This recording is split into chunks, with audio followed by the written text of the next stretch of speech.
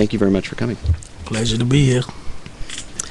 And to my left, we have SHERAE HONEYCUTT, who needs no introduction. You've already seen her work. She studied and worked as a journalist at City College for a year. She made the video we just saw at the CCSF Broadcast Department. She's also worked at the Etc. magazine at City College and works with the radio station KCSF. So thank you all for being here. I also just want to note that we asked the Accrediting Commission of Community and Junior Colleges to join us here on this panel tonight, and we did not get a call back by deadline, so we'll have to do without their participation, unfortunately, and ask some of the tough questions of ourselves and the journalists who we have among us.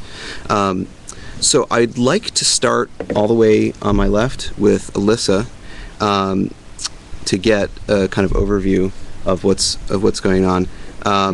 What exactly did the Accrediting Commission of Community and Junior Colleges decide earlier this month, and what were the stated reasons? So after a year, actually, if we go back to 2012, in 2012 at this time, on July 3rd, the college was told that it was on a show cause accreditation status. That meant that the college had to prove why it should continue to exist under an accredited status. So that's a pretty serious threat. The college pulled together, did an incredible amount of work to meet many of those recommendations. There were thousands of hours of work put in by staff at the college, by administrators, faculty, staff, and students at the college to meet many of those recommendations. But unfortunately, what we've heard now, and just last week, is that we are not meeting the recommendations. In fact, we've slid backwards over the last year, it appears. If you see, there were 14 recommendations that we were supposed to meet. Perhaps we've met 2 of them at this point, and there are a whole bunch of new standards that the Accreditation Commission has concerns about. So we have been told now that the college will be losing its accreditation a year from now, and in July 2014. And that would mean that the 85,000 students at City College of San Francisco would be denied access to education, right? And it's not quite clear what the community would do if that happens. So there's a lot of figuring out to do and a lot of work to do to figure out how to save the college and ensure that we continue to have this vital resource. Thanks, and I wanted to just ask you a follow-up and to maybe go into a little bit more detail about what some of those recommendations were and the work that the college did over the last year to answer those questions in a kind of compressed time frame. Some of those things were easy to solve, some of them were much less easy to solve because they just naturally take a long time to develop, such as curriculum issues and long-term financial planning. And then I want to continue on with Alex with some other follow-ups. So actually, one of the interesting things that people who read the very extensive report from the Accrediting Commission will note is that there's no criticism of the quality of education that's offered at City College of San Francisco. There doesn't seem to be any question that students are receiving a high-quality education. That's something that doesn't seem to be in question at all. The issues are around finances, around what they call governance, around leadership, and things that are really pretty far away from the classroom and far away from the education that we're offering to our students. There are also some serious issues that they're pointing to around facilities and issues like that. So the college, the most recent report does say that we have made progress in some areas, but not enough of them, and also says we haven't had enough time. So they set up, it ends up sounding like they set up an impossible task for us, and now we're being punished for not having met that task. We can get into some more detail about that later, right, but as an overall picture. Thank you. And Alex, so you've done reporting on this for a variety of publications. From both an inside and outside perspective, what are the key issues that you think that you've seen that are most contentious, and which of these issues, either the financial planning, the pension fund for faculty, the the sprawling number of campuses, which the college is now looking to reduce. Which of these, and the testing regime, which is another issue kind of bubbling up in the background. Which of these issues, and you don't have to pick one, but which are your top ones in terms of the ones that are hardest to resolve and most contentious? Well, it is a difficult question to answer. I would point out that the final show cause report produced by City College and sort of turned into the ACCJC, showing cause why the college should remain accredited, was nearly 600 pages. I don't think it was quite more. But this is a year-long effort of very academic people submitting a report to very academic people for very complicated issues, and like Elisa said, there are 14 different recommendations. That said, the most contentious, I would say broadly, is the feelings that I've heard from, for instance, some of the members of City College's governing board, the Board of Trustees, who just recently have been stripped of all their power by the state. Seem to feel like that it's not really about solving financial issues. That the president of that board, John Rizzo, has an editorial in a weekly paper in San Francisco out on Wednesday, but also told me personally that the college has funded its reserves for 9 years in advance. It has a plan to be on financially stable footing.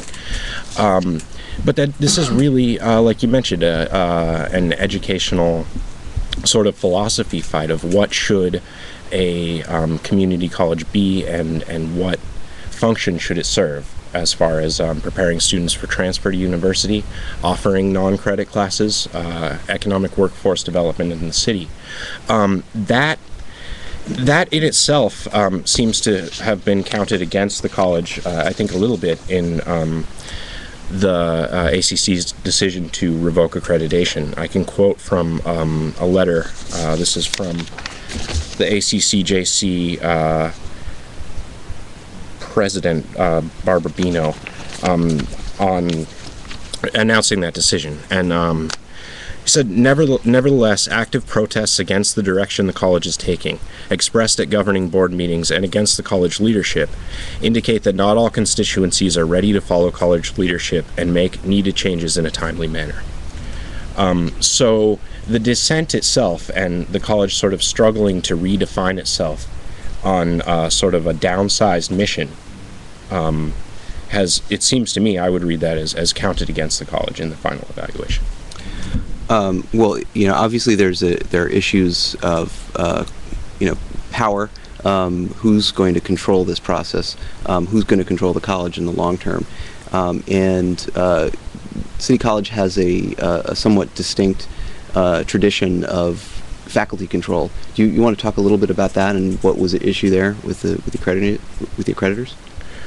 Elisa might have a better understanding of that structure, but I can answer it just very broadly. That City College had, when I attended there from 2008 to 2011, there was a very kind of wide-ranging participatory governance structure. So faculty defined curriculum through the academic senate, and there were many different boards that sort of worked together to steer the school. I don't think anyone is saying that process was incredibly efficient or fast, but it did allow many of the most stakeholders to participate in the way that the college went, and really the essence of what a community college does, which is educating students.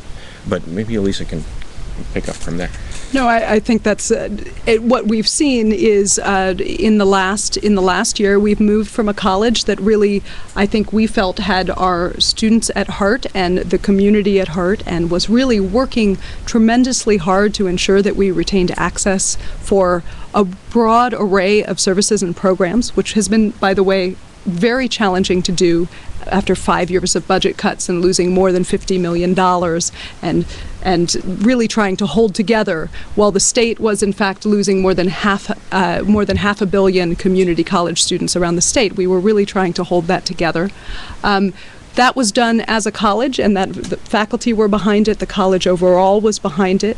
And so after the accreditation, the changes for the accreditation sanction, what we saw was a new interim leadership that came in and had a very different vision of how we should be managing our resources, who should be served, whether or not as many people should be served, and what kinds of changes to make. And that did really include a revamping led by the Accreditation Commission of how we looked at this governance structure that we have. So we have a new structure now that is underway that is very different. And one of the things that we've been told in the most recent report is that new structure is not finalized or clear enough yet, which I think everyone at the college would agree with. Most of us are not particularly, most faculty are not particularly happy with that structure and are hoping to see us retain the real communication and being able to be very involved in the interests of our students. But we're in a position where there is a new administration that's really more interested in having control and making those decisions entirely on their own. Okay, so you're referring to the new special trustee appointed by the California Community Colleges, Robert Agrella. Mm-hmm. And he now basically has the power that the Board of Trustees, the elected Board of Trustees, has had for many years. Is this a move that has precedent in other community colleges, and is there a way out of that?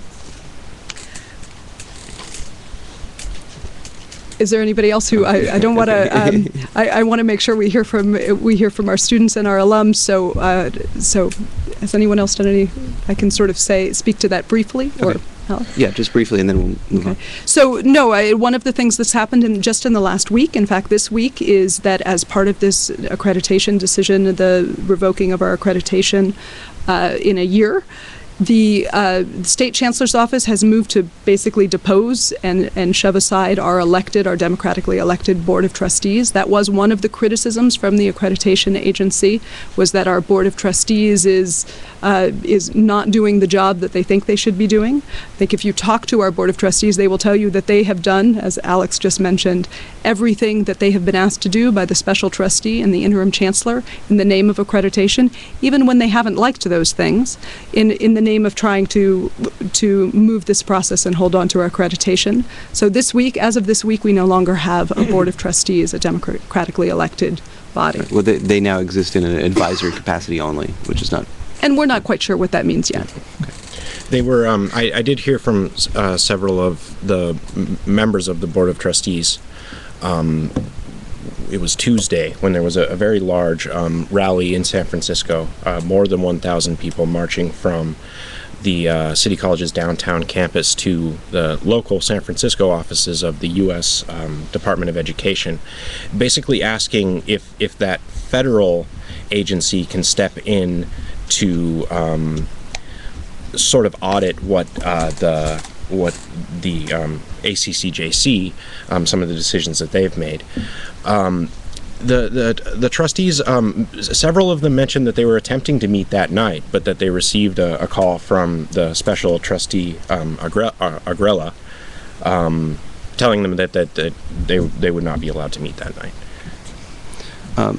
So before we get too far into this program, I wanted to shift the conversation a little bit to the student perspective, and because we saw in the video that there is such a tight-knit integration between the community and the local economy and City College, which has at any given time 10% of the city's population enrolled. So, Angela, I wanted to know from your perspective and from the perspective of somebody who has started out at a community college, gone to a state university, and then gone to the UC system. You've been through the whole educational track of California public education.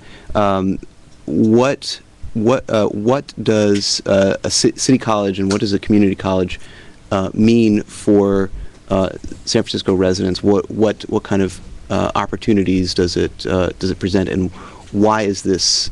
Why is the potential closure of City College? What does it mean, and to whom does it mean it? So a couple things. City College is really special to me because I got home from Iraq in July of 2004, and I started that September. So it was the first thing that I knew when I got home, is that I wanted to pursue an education, and it was where I could get into. Secondly, I think that City College is really important because people like me who maybe didn't know that they wanted to go to college until later in life. I'm 30 now, and I'm still in school. People like my sisters, I have two sisters who, one of them is currently going through the City College program, one of them just transferred to CSU East Bay. City College is there for them. So it's a vital resource. I don't know where I would be. I would not have gone to college if it weren't for City. I wouldn't have gone to higher education. And your classmates, what happened to them? Where are they now? And how many are still in school, working part-time? How many have launched careers that started in City College? What is there a typical trajectory for a student at City College?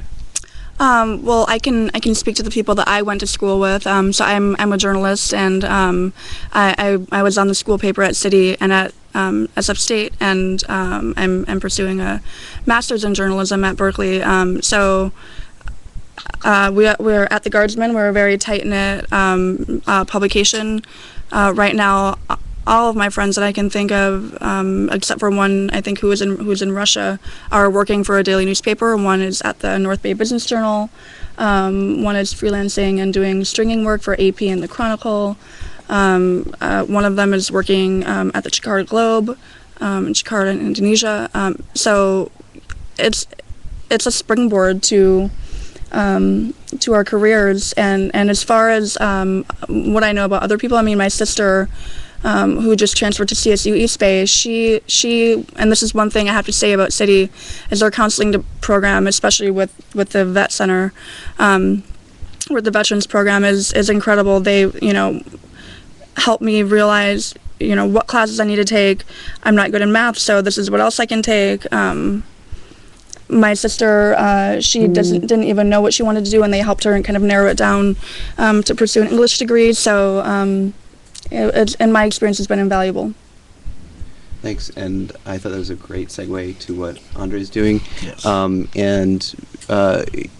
To my understanding, City College's Veterans Center is a unique program, and is now, has grown from like a little one-room office in the back of a building to a quite vital resource for hundreds of veterans. Do you want to describe a little bit about the work that you've done and how that's relevant to the fight for public city community college right now? Okay. Well, the work that I do to pursue that make sure that vets have everything that they need once they get out of the military. I make sure that they have a good place to rest their head, food to eat on a daily basis. Make sure they can get transportation to and from where they're going, whether it's a BART ticket or Muni Pass or, a ride to the VA. A lot of funding that I reach out for, majority of it come out of my pocket, and which it doesn't bother me because that's what I do. I outreach and I help others. And I have a few more resources throughout the city, like the VA hospital, a couple of programs, and Sears.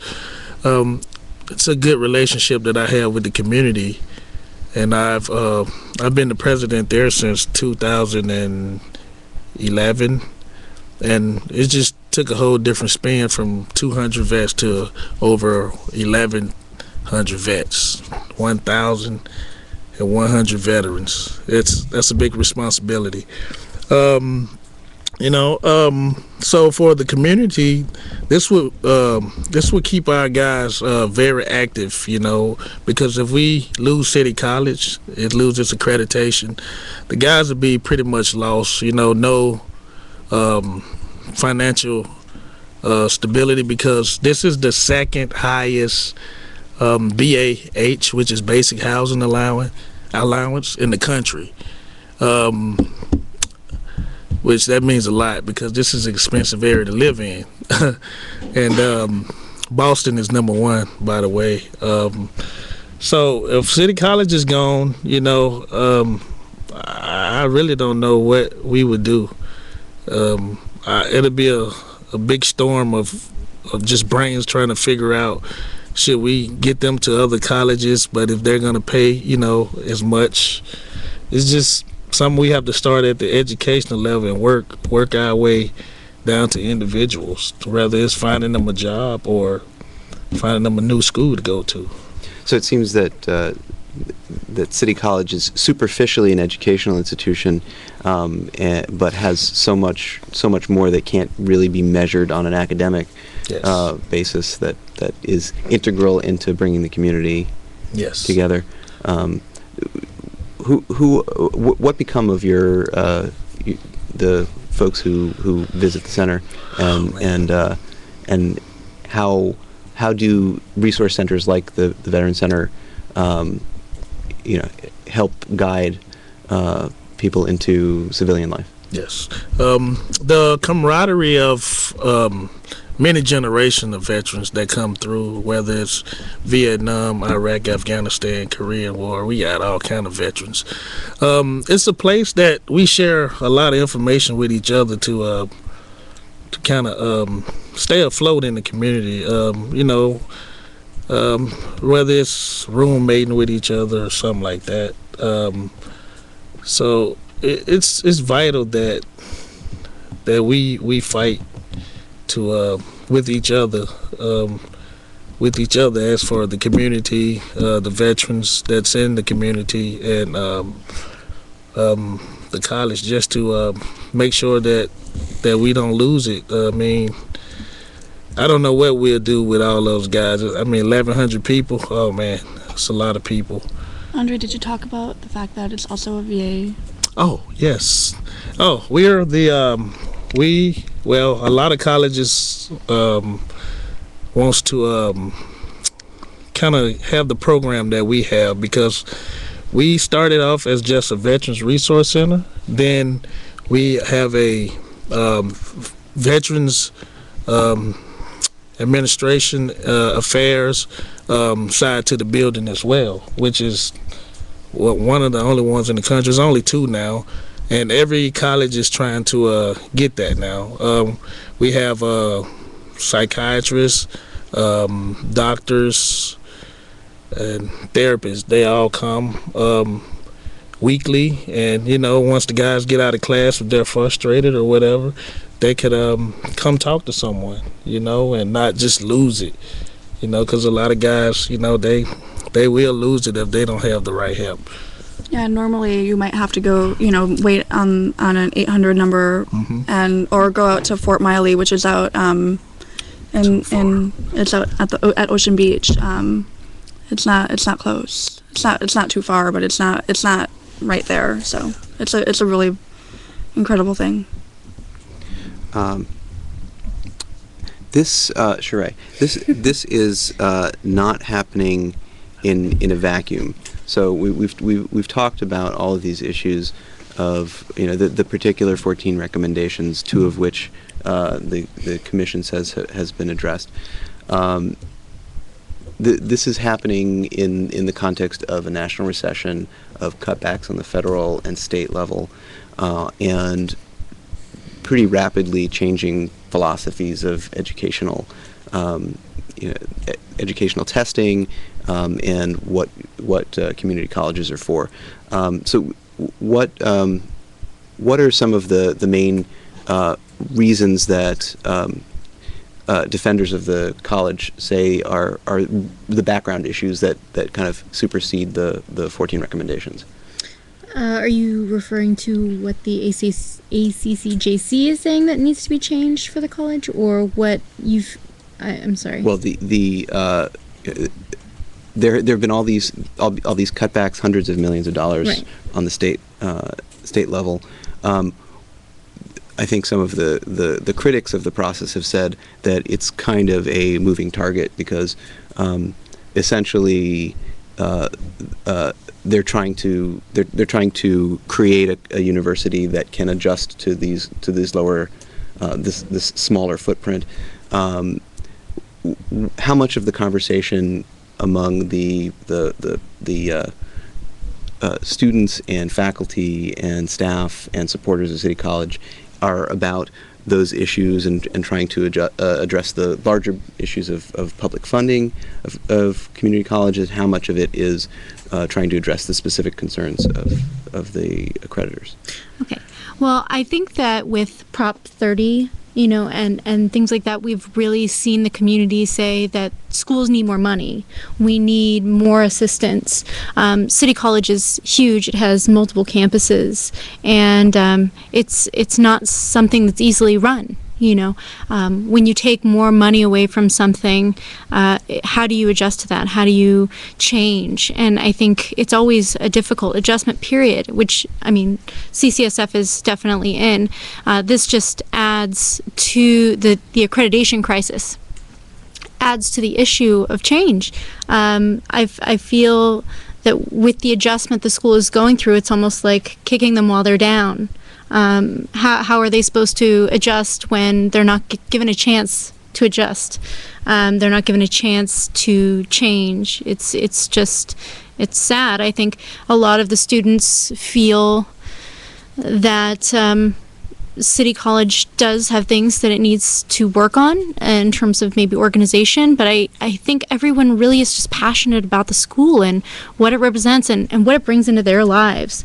And so I think that the school losing its accreditation it's an awful thing that's happening, and it would be just devastating. I think that's pretty much what the student body is feeling. It's just a devastation as we're adjusting, we're changing, we're evolving.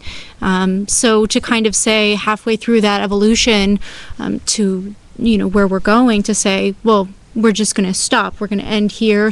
We're going to completely change, and everything's going to be different. And we don't even know what that would mean. I think it's just devastating. I guess this gets to a larger question of what is a community college for? Is it a neighborhood resource? Is it an opportunity for workforce development? Is it a opportunity for enrichment? Is it an opportunity for cultural production? Is it describe some of the, I'll open this up to the panel and anybody who wants to take this. What are some of the debates right now about what City College should become if it were to survive, and what direction it will go, and whether it's going to become a pre-professional school or a fast track to four-year colleges and beyond? What's the direction, or what are the debates currently about that? Anyone want to take that on? Go ahead. I was just going to say, we don't really know, throwing back to what I was saying, we don't really know what's going to happen. But what I feel community college is I feel it's all of those things that you mentioned. Whether it's someone who just wants to get their GED, somebody who wants to take a pottery class, somebody who wants to gain more education, someone who has their doctorate and wants to learn more about something and maybe just gain a certificate. It's a number of things. And I think that the thing that City College is faced with losing its accreditation is taking that away. And I know that there are laws that are or things that are happening with Jerry Brown where he's saying that students would only be able to have 90 credits at a community college, and then they would have to start paying out-of-state tuitions. So for me, I've been in the community college system, not just at City College, but at DVC. If you count all of the credits I have, I have over 70. So what happens if I want to come back? What happens then? I'm just out of luck? You know, I think for everyone, community college is different, and I think that's what's so great about it, is it's such a diverse culture of people with a diverse, need. I mean, sometimes for people it's just to get out of their house and be with people. For others, they have a specific thing that they want to learn. They want to be a nurse. They want to be a chef. I think that's what's so great about community colleges, is it offers a different thing to each person in a way. And Angela, so you've continued your education pretty far. Is that the track that everybody in your cohort took or wanted to take? What are some of the other uses for City College? Well, first and foremost, City College, community college meant that I could afford my education. I'm paying for my own education. I put myself through college waiting tables at restaurants here in the city. I'm still working. I'm still doing that. So without that, I wouldn't have gotten into a four-year university. I wasn't great in high school. I didn't have a great GPA. I didn't even think I was going to go to college in high school, so I didn't have that trajectory set forth for me. So coming here and learning that I could start at this community college, sharpen my interest for the future, and be able to work full time and afford college was mind blowing to me. I'm from Wisconsin. I didn't realize that was possible, and that has allowed me to move on to higher education. And regarding the question of, should everybody do that? No, everyone has their own goals. Everyone has, things that tip them the spear that, yeah. Aundray, go ahead. I know for the veterans that I've talked to since the accreditation issue, their main focus is it's not what the school is going to be. It's what are we going to do if it happens. As for what school are we going to go to? Because, like I say, it's a different community with these guys and girls. They come to school after returning from combat or many years after school, and it's different for them because they have many psychological issues, physical disabilities, and coming back to school with a bunch of younger kids, majority of them are younger. It's kind of tough on them, so their focus is to just hurry up and get out of City College before the accreditation issue is what they're planning to do. Which I say about 60% of them they will be gone. But the 40% and the big influx of people that's going to come in spring, that doesn't know about the accreditation issues, which the down draw troops from Afghanistan, it's going to be like, oh man, all over again. So it's a lot of work for us. So what do you say to students who are matriculating or coming back, and they might not be able to complete their degree because the university or the college might disappear? What do you tell them? Do you tell them just stick with it and become an activist, and yes. or study law or lobbying or political science in order to make this happen? What pretty much that's pretty much where we're at right now, and I'm working with a couple of different programs throughout the city to come up with a couple jobs. So about we'll come up with maybe 100 jobs before the next summer for sure, maybe more. Because that's what I do. I like to outreach and get out to the community, and there's a lot of people willing to help veterans, especially during this crisis. One to be known, Eddie Ramirez. He's an awesome guy who works at the VA. He has many titles throughout the city. Oh man, amazing guy. So me and him are creating jobs and talking to the VA about, you know, some possible positions that doesn't require degrees, only, you know, certificates or experience. So that's what we're doing on the veteran side of the house. So you're trying to create contingency plans for in case people don't actually get their degrees. Yes, sir.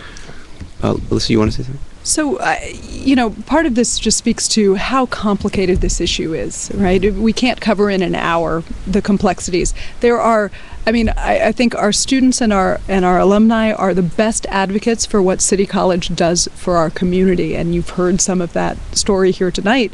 And at the same time, there are realities in terms of what students are dealing with right now, thinking, am I going to stay here? What's going to happen to me in a year? Are we going to have a school? I wanted to take a minute to say, we are doing everything we can to ensure that we have a city college not just this next year, and people need to know that they can enroll and they should enroll and all the classes will count, but that we have a city college going forward for another 75 years. That's really the goal of all of the faculty at the college. The college is committed to that. I think the community is committed to that, and we need students to come and be part of making sure that happens, and part of that is enrolling. At the same time, we can't really have this conversation about what's happening at City College without asking some real questions about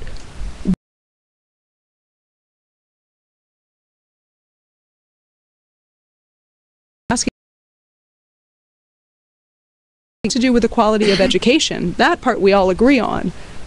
They are threatening to take away a college that serves 85,000 students a year, right? And have that kind of impact. Yeah, what is the ACCJC?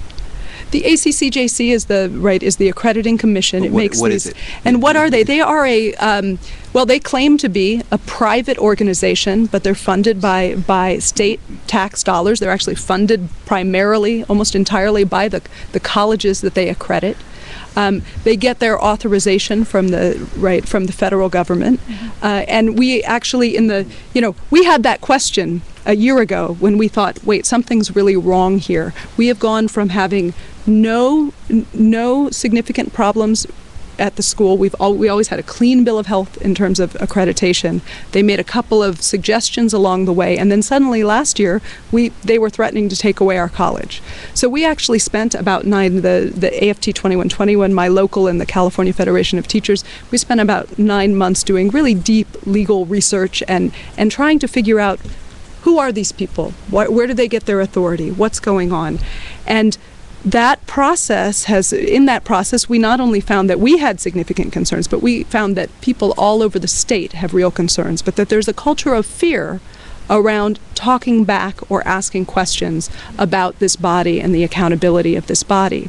We've put together a nearly 300-page complaint, which we filed in April, both with the ACCJC, and now we filed it with the Department of Education. It's now under review by the Department of Education, that demonstrates, and there are hundreds and hundreds of pages of documentation that go with this, but they demonstrate that this accrediting body has made all kinds of missteps, all kinds of conflicts of interest that are happening, significant conflicts of interest between the accrediting body and what happened at CCSF when they put us on show cause sanction, that they violate their own policies, that they violate state and federal law. And I would just invite people to go to aft2121.org or to cft.org. They can read that complaint. It's all there. All the information is there. So it shifts the focus. And it's challenging because I think we need to continue to focus on what the impact of this would be for the folks sitting here if City College had not been here. And at the same time, we do need to start to put our focus really clearly on who are these people, what are they doing, why are they doing it. And so it feels a little schizophrenic sometimes to be saying that, but that's a key to what we need to start, the kinds of questions that we need to start asking. Oh yeah, and I'm glad that we would be remiss if we were not able to mention that this complaint was filed with the Department of Education, and that was why There were thousands of people marching in the streets. Well, more than 8,000, I would say, people marching in the streets of San Francisco to the Department of Education, kind of calling on them to take seriously this complaint and please respond to it. But I wanted to talk a little bit. I believe the Veterans Center at City College provides a very good recent historical aspect of, or example of what the college's priorities were a few years ago, and then somewhat how that has led to the situation that City College is in now. A couple of, and you might know exactly what the year was. I'm not remembering my date. I believe it was in 2010 when City College significantly kind of expanded its Veterans Resources Center, and they did that. I remember because I was a editor or reporter at the City College Guardsman at the time, and we were covering this, and it was really administrators at the college and the Board of Trustees looking at a giant influx of population of veterans going to be coming back to San Francisco, to the Bay Area, and not having adequate resources to serve them when they showed up at City College, trying to get go to school and get an education that was guaranteed to them when they enlisted in the armed services. And so City College, in a climate of massive cuts from state funding, made a commitment to expand the resources for veterans and really create something that no one else in the country was doing, with this collaboration with the VA. And then when I was covering this again in, I guess it was November, you said, I wrote about veteran services at actually two schools. I was supposed to be covering the services at San Francisco State University, but their Veterans Center was really just getting started and was emulating the one that City College had created years before.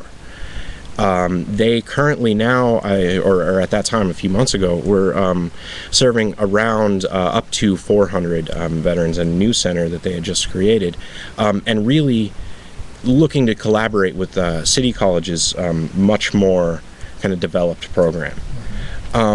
So that was a decision to kind of put a student support service first, and there's services like that throughout City College that are not necessarily veterans related, but that aren't necessarily educational programs, that aren't necessarily geared toward just directly toward student transfer to a four-year school. So they did that, and they committed funds to that, and that could be seen as being one situation that commitment could be something that the ACCJC is asking City College to narrow in order to get their financial house in order. Well, the budget for my resource center, City College Resource Center, it's not hurting them at all. It's very small. Now it's less than $20,000. I can tell you that now. Like I said, a lot of funding is private donors.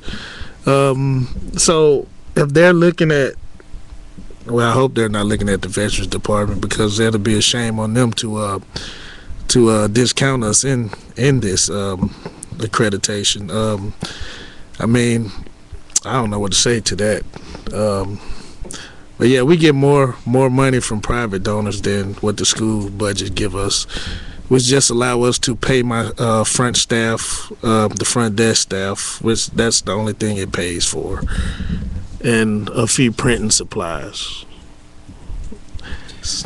So I'm curious, and I know a lot of the coverage has been so moment to moment of this crisis, and the protests and the petitions and the letters back and forth, and I think sometimes we lose sight of what could happen and what are the various trajectories this crisis could take. Can some of you sketch out, I don't know who wants to take the best case scenario and who wants to take the worst case scenario, or any others in between? What's the worst that could happen here? Does anyone want to take that on, just describe it and what the ramifications would be for the city? Well, I can speak a little bit, and then maybe somebody can take over or say a little more. But a third of City College's students are ESL students. And as you heard in my video, it's a very important resource for them. City College offers non-credit classes, which means that students don't have to pay for them. They can come as they please. They can come to one class and then not come to the other. They can show up when they want, when it works around their schedule, because a lot of them don't have the opportunity in their life to say, I'm going to take all this money and put it towards school. They take the work that they can get to provide for their families. And I think, you know, a third of the students of City College won't have that resource. So how will they assimilate? How will they learn English? It's almost like you were saying with veterans. I mean, it's the first stop. It's the first stop. I was telling Ellison over the 4th of July weekend, right after we heard about the possible loss of the accreditation in a year. I was at a party and I met this woman's husband, she's a Spanish teacher, and I met her husband, and she says, oh, my husband went to City College for 4 years. And I started talking to him, and he said, I went to City College for 4 years on non-credit ESL classes, and he went from a life of crime. He was doing drugs, but when he came to City College, it changed his life. He works now as a person in the community here in San Francisco, helping low-income families find work and find housing. And his life is totally different because of the 4 years that he spent at City College. So when you say worst-case scenario, I think of people like that. Well, where would he have gone? What would he have done? Is it? I think the Chancellor's office has described this as a reform process instead of they're downplaying the idea that the college might actually close altogether, even though if accreditation loss did go through, millions of dollars in state and federal funding would go away. So what could this actually happen? Could all of the now, I think it's down to 12 campuses, actually close their doors and have all these students scattered to the winds? Is it going to transform into something else? Is some other community college going to try to come in and rescue it? What are the various scenarios that people are talking about, or are people not even going that far because it's a lot of it's a long ways down the road? Well, I don't think people really want to talk about what seems to be more and more likely since July 3rd, which is that the college could actually have its accreditation revoked and not have any way to fund itself, and essentially would have to close. The college is required to, I guess, redraft a closure report that would sort of take care of some final bookkeeping in the ways of where are transcripts going to be stored for students that were, previous students who have graduated and just ones that took transferable credits while the college was still accredited. But I think despite there still being a year and there still being a review and an appeals process, the ACCJC's record with having its decisions overturned is very minimal. And so I think that is a worst case scenario, and hopefully I think that a lot of people hope that it won't be that bad, but it is a more real possibility than it ever was before July 3rd, when before that, most people that I spoke to thought that City College's efforts would be sort of recognized, and that it might not be fully removed from sanction, but that its sanction would be downgraded. I don't think anybody expected accreditation to be revoked. Another question that we talked about today as a unit, they were wondering, are teachers thinking of leaving before? It's a great question, Andre. I mean, I think we have already seen a lot of people leave. A lot of the employees at the college have left already.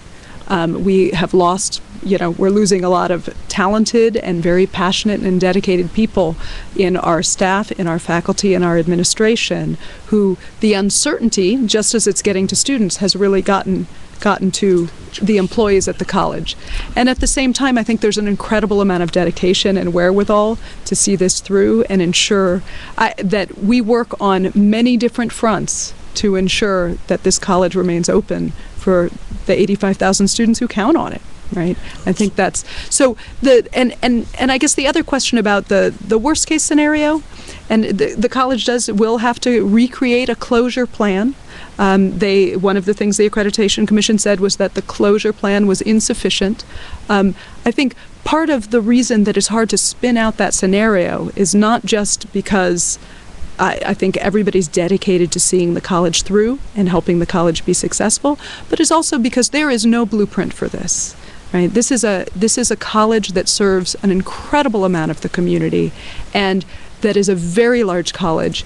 And the idea that it would somehow be absorbed by some other college somewhere else in the Bay Area, that it would there is no scenario that addresses what the needs in San Francisco that would go unaddressed if the college did in fact close its doors.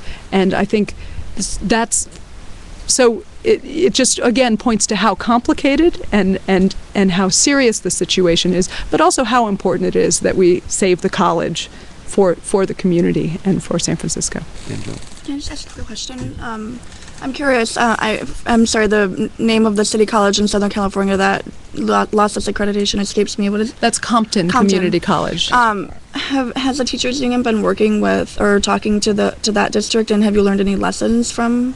Absolutely. I think we've learned that we can't count on the ACCJC to act responsibly or to really act on behalf of the students or the college or the community. I think that that's true. That's one of our primary concerns here. It was the same. It was not the same set. It was the same commission, not the same set of issues. Not the same set of issues, but definitely the same commission. And the level of sanctions all throughout the California community college is so significant from this commission that we all have concerns about trusting that if we did X, Y, and Z, we would actually see us retain our accreditation. And that's one of the reasons that we made the decision to file this complaint, because there are so many irregularities and so much overreach in this commission that we felt that it had to be done. It absolutely had to be done if we were going to protect the college. So aside from appeal to the federal government and working with the state on reforms, is there anything that can be done on a local level in terms of San Francisco Board of Supervisors? Are there any moves afoot to pass new local propositions? What can be done here in San Francisco? Well, I think it's going to be a complicated and a very fine-tuned fight on many levels. Right. But there's no easy fix, because we really do have a commission that is not accountable. There's no one in California who can fire this accrediting commission. One of the things many people ask is, can't we just get a different accrediting? Can't we get accredited somewhere else, since it's not about the quality of education, since our budget is returning back to pre-recession levels? Right? We should be in a situation where this is not an issue, and yet it's gotten worse. But that's actually not something we can do while we're under sanction. We can't move to another law. The federal law says we can't move to another accreditor while we're under sanction. So this is going to be a process. I think there are things that people can do to join in that process. And I would, if I have a moment, to mention a few of those. One is just to ensure that people enroll in City College, that they tell everyone that City College is open. And one of the ways you can help save the college is to ensure that students stay and continue to get a good education here. That's a real simple way. The other thing is that I think veterans, alumni need to be telling their stories. We've set up, I know Public Press has done some great work around that over the last year. We also have a website called iamcitycollege.tumblr.com where folks can take a picture and tell their stories. But people need to learn more as well, and they can do that at aft2121.org and at the saveCCSF.org coalition. We're really getting out a lot of information about the ACCJC, about the educational reform mechanisms that are a part of this picture and a part of this fight about privatization. And then finally, folks can come out to, we're having a forum next Thursday, that's July 18th, with Assemblymember Tom Amiano and others, the San Francisco Labor Council, Supervisor John Avalos, at the State Building at 5 p.m., and that'll be in the Milton Marks Auditorium in the basement of the State Building, 455 Golden Gate, where we can continue this conversation and hear from more folks about what's at stake and what some of the next steps are.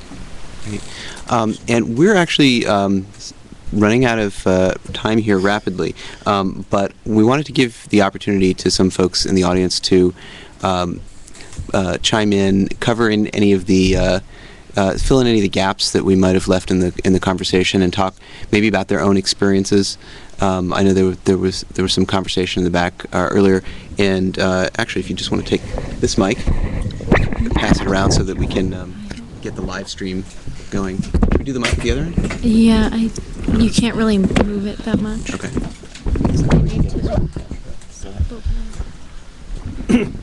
My name is Bob Gorringe, and I was born in San Francisco. I'm a Vietnam vet.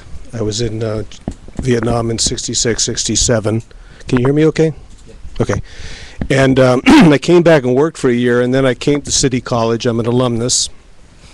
Went on to State. I've been involved with the Occupy movement, and from the Occupy movement I came to work with the Save CCSF organization. And I just wanted to kind of put a little bit more reinforcement on the panel up here and anybody down there, because we have a year of trying to get information out. I'm glad that Alyssa, brought up this suit. It's a 280-page suit that the two unions have put against the ACCJC. So we have to, instead of being on the defensive, we should be on the offensive. And the second thing, and I didn't hear any discussion tonight, but you have to go into it with a little depth, is there is a movement in this country to privatize all public education. Mm-hmm. It started with the charter schools on the elementary level, and now it's moving up.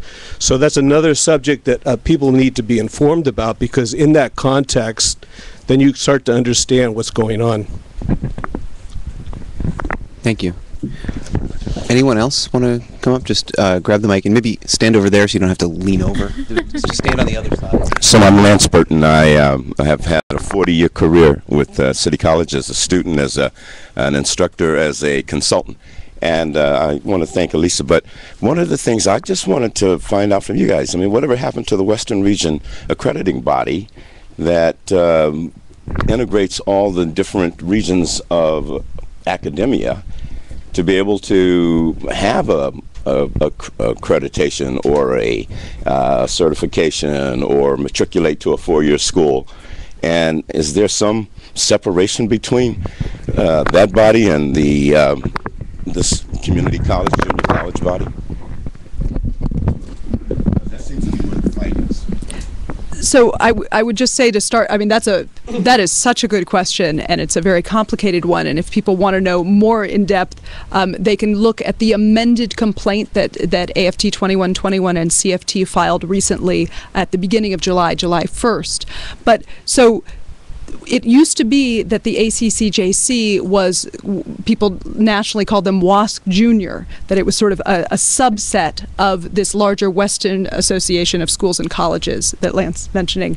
That is no longer the case. It's no longer the case as of early June. So at the same moment that the ACCJC was voting to sanction, to take away City College of San Francisco's sanction, it took a month for them to put that information out to any of us.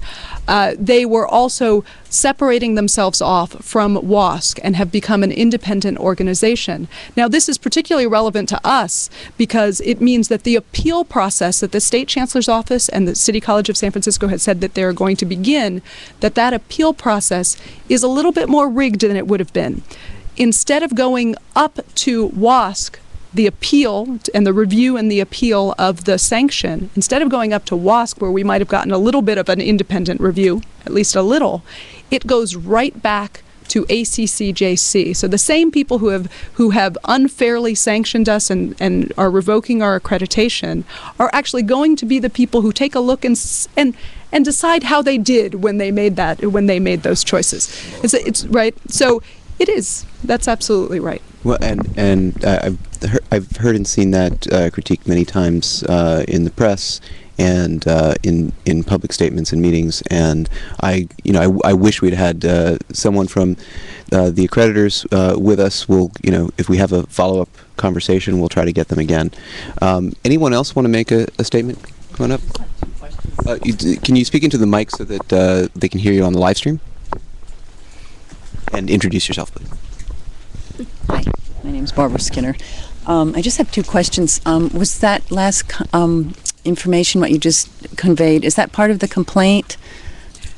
That's part of the amended complaint that we put together reflecting what has occurred. We put the first complaint in on April 30th. And since then, the ACCJC has enacted new policies, including a policy to shred documents that allows folks to shred documents so they can't track this, including separating off from WASC. They held a meeting that was supposed to be a public meeting that the public couldn't get into. Many people in the city read about that, and many of you were there. So there's an amended complaint. We put it in July 1st, and it addresses many of those more recent issues. Thank you. I just have a suggestion. In New Jersey, when different groups wanted to raise money, for example, with various environmental issues, they proposed for instance, like a 0.25% tax on the real estate transfers, and that was able to raise a lot of money. And I wonder if something like that could be proposed. I don't know the basis of the complaint to challenge the accreditation of City College, but if it's based on purely monetary issues, perhaps something like that could be explored, considering the vast amount of real estate transfers and the vast amount of money in real estate in San Francisco. So I just offer that as a suggestion. Does anyone want to address that? Just to say that in November, San Francisco voters voted overwhelmingly at 73% to begin to refund the college. More than $15 million a year for the next 8 years is coming in thanks to San Francisco voters and their care for the college. And then there's additional money coming back to the state now through a tax that almost entirely taxes the rich. That was Proposition 30, which passed statewide, which was already mentioned. So the funding to the college is, we are the only college, I believe, in the state that should be looking at funding back at pre-recession levels, right? Because of the combination of Prop 30 monies coming back and Proposition A. And yet we're still facing this picture, and we're still facing disaccreditation. Take one or two more questions. Go ahead. Thank you. And if you can go to that side so you can stand up straight. Thank you. My name is Gene Morris. I'm here with the Veterans Community Media Center. So specifically, I'm wondering, maybe in a short form, I wonder how much is privatization, disaster capitalism driving what we are suffering, what we are dealing with now with the de-accreditation of City College of San Francisco? I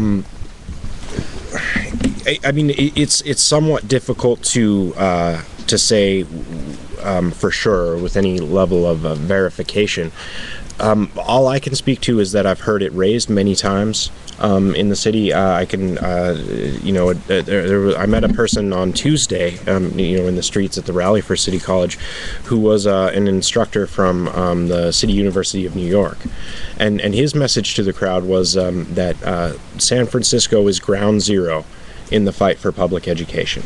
There is a real feeling in the city and here and with constituencies at the college that City College of San Francisco is being made an example of. Okay, I think we'll take one more question and then wrap up. Thank you. Thank you very much to the panelists and for the Media Center for hosting this. My name is John Caldera, and I'm the past commander of Post 315 of the American Legion and an alumni of City College. The music program helped save my life, and that's something that wasn't really mentioned here. City College not only is a lifesaver, but it's a quality of life enhancer. The Disabled Union program helped people with living with HIV for many, many years. It's helped our veterans that are returning back. The LGBT centers help people that are dealing with questions. Some of these kids have been kicked out of their homes just coming to terms with their identity. So City College is irreplaceable to our city for those of us that live here. And I see people who go to City College reflected more in the audience than you're very young. I mean, you could all be my children. You're all beautiful young people. And thank you very much for doing what you're doing. But there's a lot of seniors that need City College. And without City College, what happens to the resources that belong to our seniors? So I'd like to leave that thought as well. And I'd like to find one final comment to our commander. Hello, my name is LaTanya Dixon, and I'm the commander for Bob Besker Post 315 of the American Legion. And I've never been to City College, but I did start off at a junior college, which was at Merritt in Oakland, and I have 2 masters, so good for you. No, so I hope that City College remains open, because I feel like if it does not, it just would be an awful day in San Francisco, because there are a lot of people in San Francisco as well as in other countries that come here to go to a junior college, and because either they don't have enough money to start off at the state college, or like Angela was saying, that she wasn't sure where she, what she wanted to do. So a lot of people go to the City College before they start the state college or UC, and save some money so that they can go to a 4-year college. And I've looked at, I've also been a faculty at Napa Valley College. So I commend you for being brave and courageous in doing the suit against the ACC, because that's not fair. The City College, the colleges are about the people, about the students. So I support you. Thank you very much, and thanks to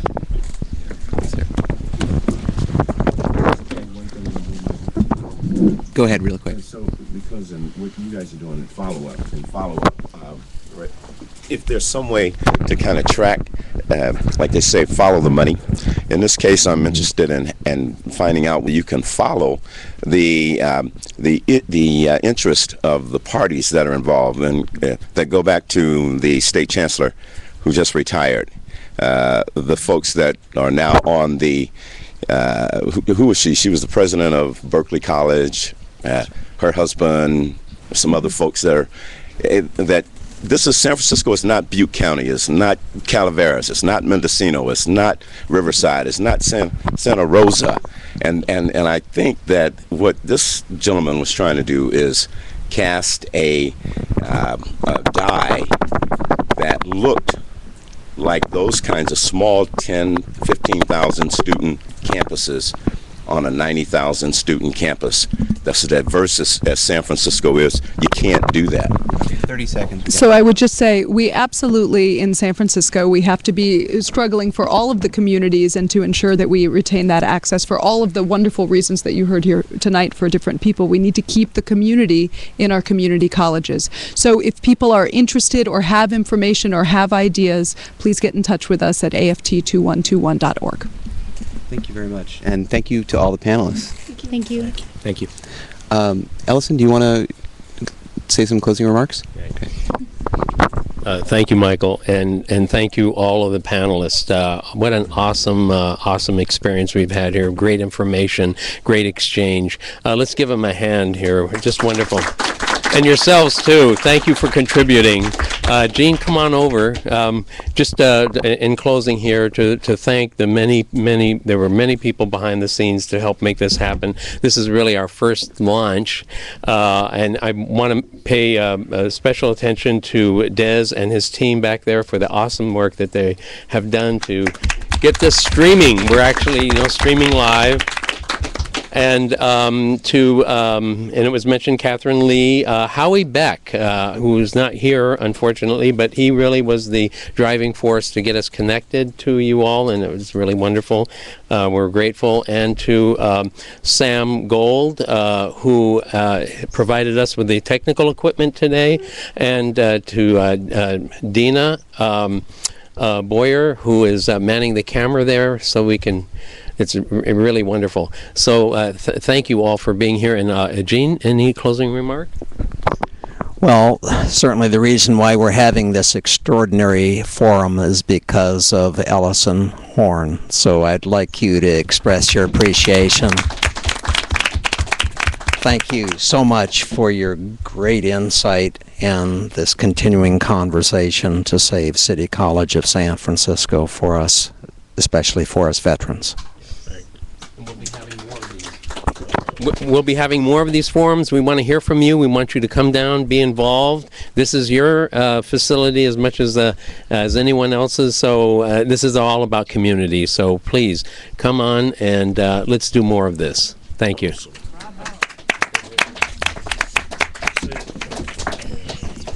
You were too.